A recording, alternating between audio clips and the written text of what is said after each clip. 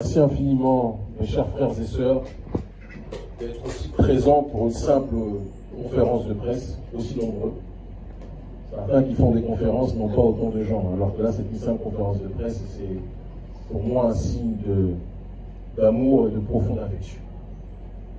Comme l'a dit le frère Jory, tout le monde a le droit de filmer, bien évidemment, et les choses pourront être diffusées après.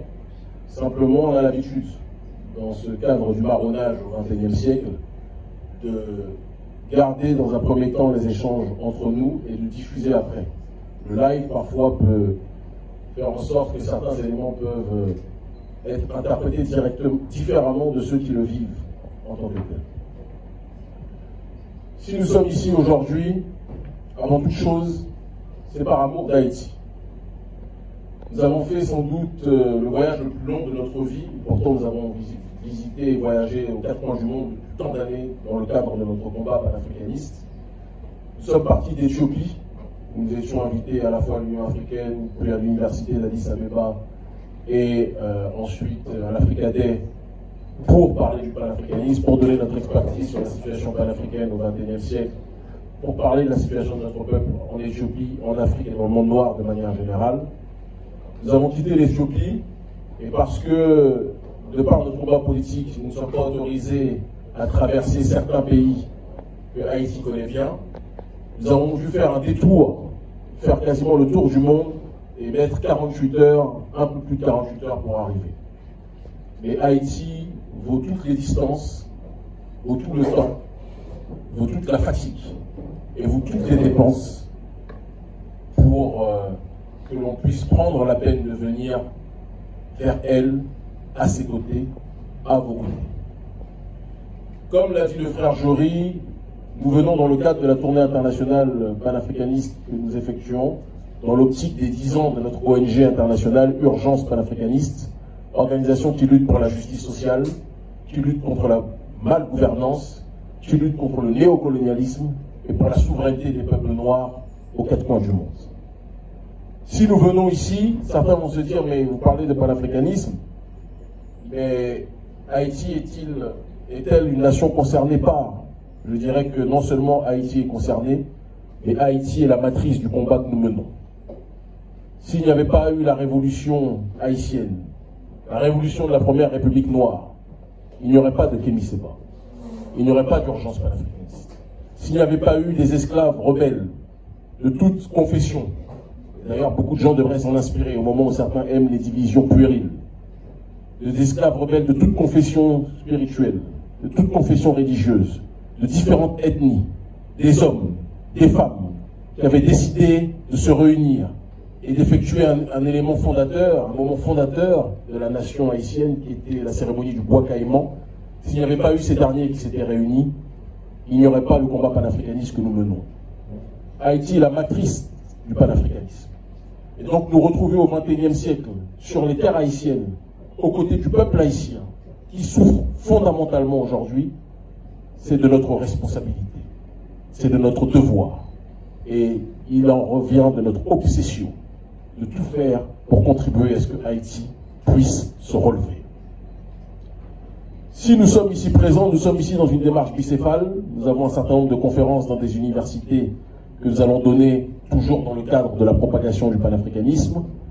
Nous allons aussi mener certaines actions sociales, mais nous sommes aussi venus pour rencontrer différents visages, différentes personnes qui font le peuple haïtien. Et nous sommes surtout venus, et je n'ai pas peur de le dire, et je pense que ce message devra être le message que la presse devra le plus faire circuler, pour rappeler à notre peuple que nous aimons en crever, que l'ennemi d'Haïti ou l'ennemi des Haïtiens est loin d'être celui que nous pensons. L'ennemi des gangs haïtiens, ce n'est pas le peuple. Et l'ennemi des peuples et du peuple haïtien, ce n'est pas les gangs. L'ennemi du peuple haïtien, des gangs jusqu'au peuple, en réalité, c'est le système colonial qui veut assujettir Haïti. L'ennemi du peuple haïtien, ce sont ceux qui, depuis la défaite du système colonial, de l'ordre global occidental, face à la révolution haïtienne, c'est cet ennemi qui a tout fait pour humilier Haïti, pour engluer Haïti dans la paralysie politique, économique, sociale. Ce sont ces ONG néocoloniales que nous connaissons qui plongent Haïti dans un état de coma profond. Ce sont les lobbies et les réseaux qui inondent d'armes meurtrières la population haïtienne pour que celle-ci s'entretue. Parce que pendant qu'ils s'entretuent, Haïti ne peut pas être le poumon pour la révolution panafricaniste mondiale. Si nous sommes ici, c'est pour rappeler que ceux qui se présentent comme les grands amis d'Haïti sont ceux qui en réalité contribuent fortement à tout faire pour humilier ce pays. Quand j'entends des gens comme le président Macron qui dit qu'il va réfléchir à effectuer une commission pour voir de quelle manière les choses se sont déroulées, enquêter, alors que tout le monde sait ce qui s'est passé pour que Haïti soit asphyxié. Et tout le monde sait ce qui s'est passé pour qu'aujourd'hui, au XXIe siècle encore, Haïti soit humilié. La dette, nous la connaissons. Tout le monde la connaît. Il n'y a que l'Élysée et les autres États occidentaux qui refusent de constater cette réalité. Et j'adresse ce message à tout mon peuple, du plus bas peuple au haut peuple, des gangs aux simples citoyens. L'ennemi n'est pas ici.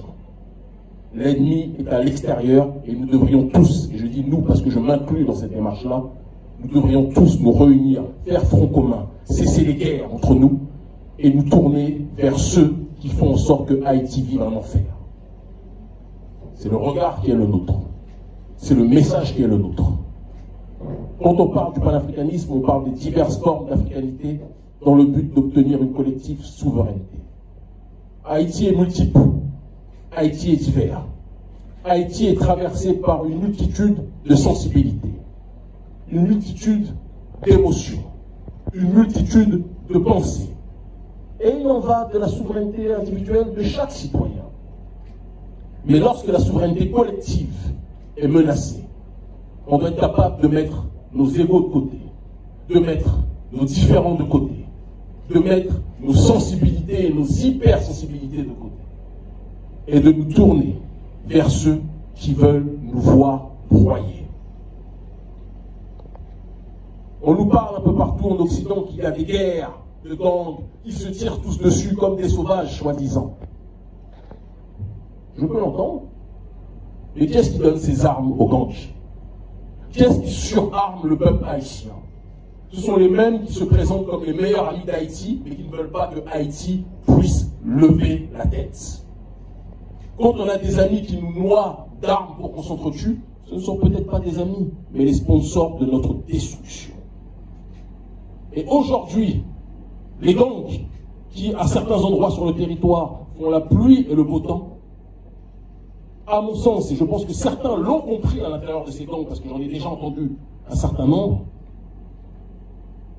de gangs peuvent devenir des groupes de libération.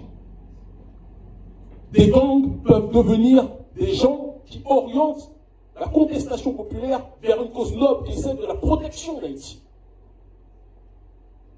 Tout le monde sait que nous agissons en Afrique francophone, mais nous agissons aussi aux 4 coins du monde où notre peuple est installé.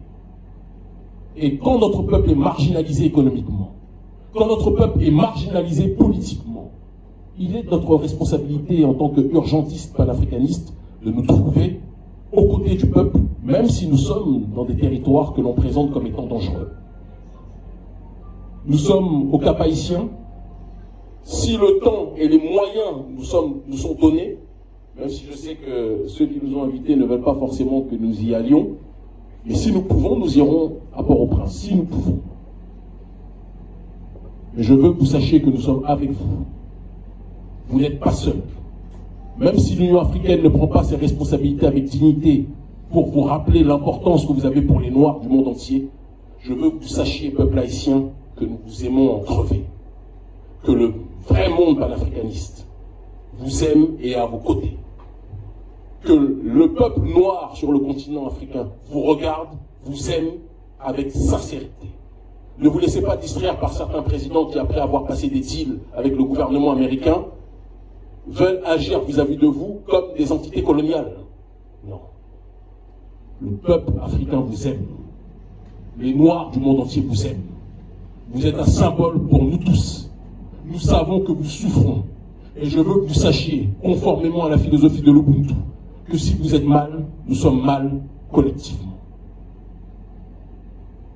L'ennemi, nous le connaissons. Ce sont ceux qui se présentent comme les meilleurs amis de nos populations, qui essayent de contrôler notre peuple par des financements d'ONG, par les réseaux globalistes et néolibéraux, qui se présentent comme les amis de la justice sociale, mais qui ne veulent pas que nous puissions avoir notre propre vision sociétale. Ces gens-là, nous les connaissons. Ces gens-là, au fond de vous, vous les connaissez. Et je le dis, ceux que le système diabolise sont souvent des résistants en puissance potentiellement. Mais il faut que le peuple soit capable de se reparler, que les gangs soient capables d'arrêter, d'attaquer leurs semblables, et que les gangs et le peuple comprennent que l'ennemi n'est pas en notre sein, mais à l'extérieur. Gouvernement canadien, gouvernement français, gouvernement américain, qui pendant tant d'années vous êtes présentés comme les bons samaritains d'Haïti. Quand quelqu'un se présente comme le soignant et le guérisseur et le meilleur ami d'Haïti, mais ne fait jamais rien pour que Haïti puisse retrouver la paix, c'est que ces gens-là sont peut-être les sponsors de la guerre. Que chacun y réfléchisse. Je sais que mes propos sont monitorés, sont surveillés. Petite anecdote, même pour traverser l'espace aérien américain, j'ai été interdit de le faire. Posez-vous la question de pourquoi. Certains ne veulent pas que Haïti redevienne ce qu'elle était programmée pour être. En l'occurrence, le centre de gravité de la contestation noire mondiale. Mais elle va le revenir. Vous voyez ce qui se passe au Sahel, auquel avec d'autres nous avons contribué. Haïti peut être ça au niveau mondial. Sera ça au niveau mondial. Et il faut que nous prenions nos responsabilités. Il faut que nous rappelions à l'élite occidentale que la première République noire veut retrouver son rôle, veut retrouver son rang. Que nous arrêtons tous ces sentiments qui poussent à la division. Et ce que je dis au niveau haïtien, je le dis au niveau global. Soyons ce que nous étions programmés à être. Avançons avec fraternité, solidarité, justice sociale, entraide. Je n'ai pas besoin de vous parler de résilience parce que vous êtes la partie du peuple noir la plus résiliente du monde. Je vous aime, c'est mon propos introductif. Chacun peut poser les questions qu'il souhaite.